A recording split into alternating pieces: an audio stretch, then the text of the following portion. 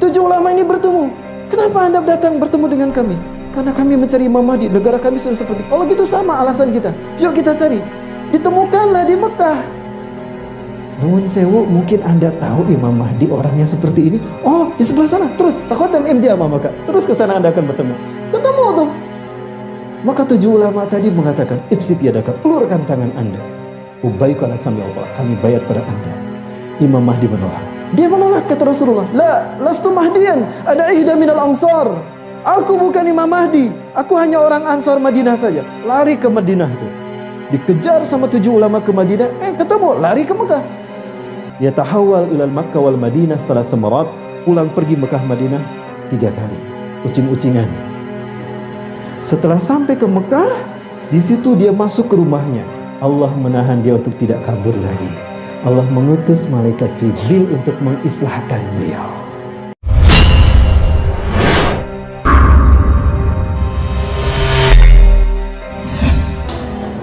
Baik, banyak hadis sahih yang menerangkan tentang kemunculan Imam Mahdi di akhir zaman nanti. Syekh Abdul Muhsin Al-Abbad hafizahullah, seorang ulama pakar hadis di Madinah saat ini, pernah meneliti hadis-hadis tentang Imam Mahdi. Kemudian beliau menemukan bahwa 26 orang sahabat meriwayatkan tentang Imam Mahdi melalui jalan mereka masing-masing. Artinya hadis tentang Imam Mahdi ini mutawatir, di atas mutafaq alaih.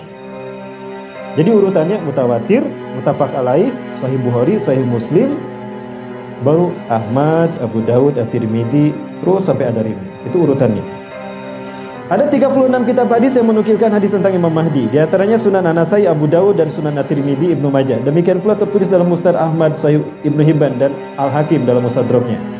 Sampai-sampai sebagian ulama menyimpulkan hadis-hadis tentang Imam Mahdi ini derajatnya mutawatir ma'nawi. Artinya, jika kita menolak hadis Imam Mahdi, sama dengan mengkafiri sebagian ayat dan iman pada sebagian ayat.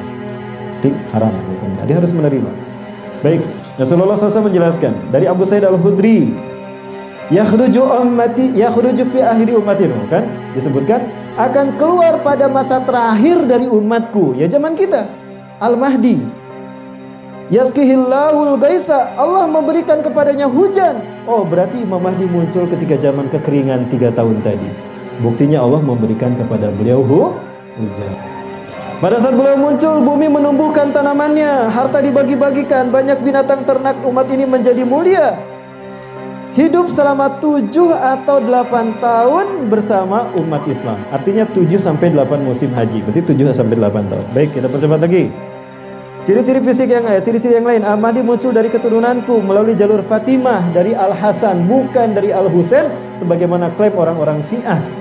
Kenapa harus dari Al-Husain? Karena Husain menikah dengan gadis dari Persia. Sehingga mereka Ahlul Bait Syiah itu adalah keturunan Persia, bukan keturunan Rasulullah. Jadi beda Ahlul Bait Persia kita dengan Persia Syiah. La tunqadad dunya hatta yamlikul arabu rajulun min ahli baiti.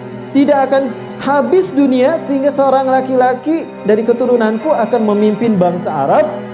Yuwati usmu ismi, namanya saya bangga namaku, Muhammad. Oh, berarti Imam Mahdi akan memimpin Arab setelah kerajaan Arab berakhir, dinasti Ibnu Saud berakhir. Yuwati usmu ismi wa ismu abi ismu abi, namanya sama dengan namaku dan nama ayahnya sama dengan nama ayahku, Muhammad bin Abdullah. Al-Mahdi memiliki hidung yang mancung, dahi yang lebar. Rasulullah menyatakan Al-Mahdi minni, Al-Mahdi dari keturunanku, ajral jabhati, lebar dahinya. Saya sudah mirip dengan beliau dalam dahinya. Aknal angfu, tipis hidungnya, menandakan hidungnya mancung. Ya, saking mancungnya jadi kelihatan tipis. Yamlikul ardo kistan wa adlan. Beliau akan memenuhi dunia ini dengan kesejahteraan, kesetaraan dan keadilan. Kama muliyat jawran wa zulman. Sebagaimana penuh dengan pembantaian dan kezaliman. Yamlikus sab'a sinin. Beliau memimpin 7 tahun. Angka 7 lebih banyak disebut ketimbang 8 dan 9. Ada kemungkinan 7 tahun. Kita hitung lagi nanti ya, kalau waktu kita cukup. Ciri lain Afrikal sanaya, gigi-gigi depannya renggang. Coba lihat, barangkali ada mas-mas yang giginya renggang. Sudah mirip dengan Imam Mahdi. Gigi depannya Bariqat sanaya, giginya putih cemerlang.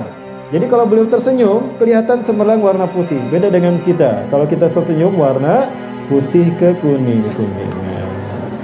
Launul Arabi, warna kulitnya warna kulit orang Arab. Jadi agak kehitam-hitaman. Bukan hitam negro, tapi hitam Arab.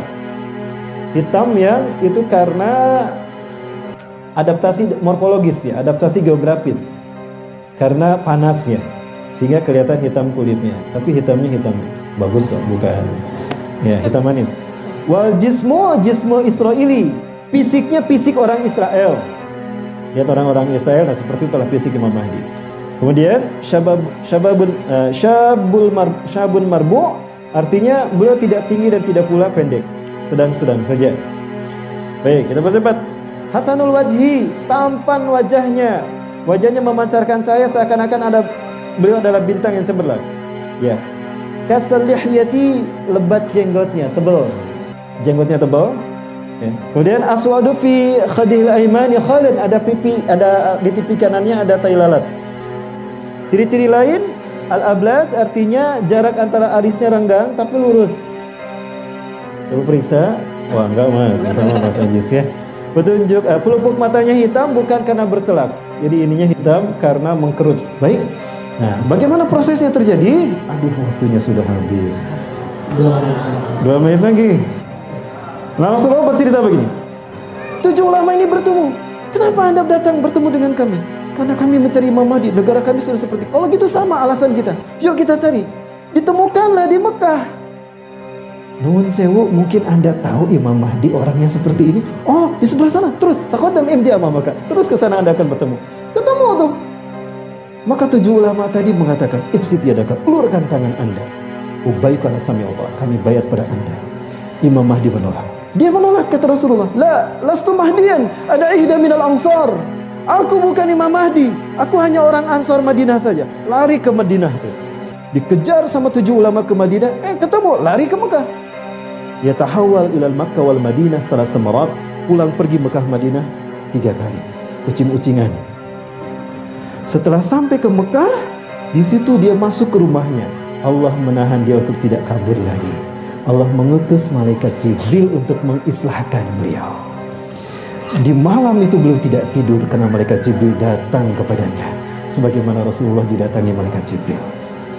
Diislahkan artinya satu, dibuang rasa ragu dia. Kalau Anda adalah Imam Mahdi, engkau adalah orang yang Allah pilih untuk memimpin kebangkitan Islam. Karena sudah saatnya Islam akan bangkit. Kemudian beliau dibuang rasa sifat yang lainnya. Kalau beliau suka demen game online, dibuang jadi tidak suka game online. Ya. Maksudnya sifat-sifat kemanusiaan seperti biasa itu dihilangkan. Sudah dijadikan orang mulia. Lalu diberikan ilhamkan satu iman dan takwa yang kuat. Lalu diilhamkan wawasan tentang dunia dan diberikan pengetahuan tentang strategi perang. Menjelang sholat subuh malaikat Jibril pergi dan mengatakan, pergilah, terimalah baiat mereka. Maka keluarlah Imam Mahdi. 7 ulama itu pun menyambutnya. Bersama 7 ulama ini ada 313 orang-orang yang menyambut mereka. Sebelum sholat subuh dibaiatlah beliau di antara rukun Ka'bah yang ada pintunya dan makom Ibrahim, dibaiat oleh orang-orang tadi. Rasul mengatakan, wa adalul ladina yubayyinuka dari ahlu badarin. Jumlah mereka sampai dengan pasukan Badarku antara 313 sampai 315. Baiklah, rahimakumullah. Ya, ini perhitungan waktu yang saya buat ya. Nah, fase yang kelima ini, fase yang terakhir di mana Imam Mahdi memimpin. Imam Mahdi hanya memimpin 7 sampai 9 tahun. Ya, setelah itu meninggal dunia. Ya, karena dunia sudah aman sejahtera.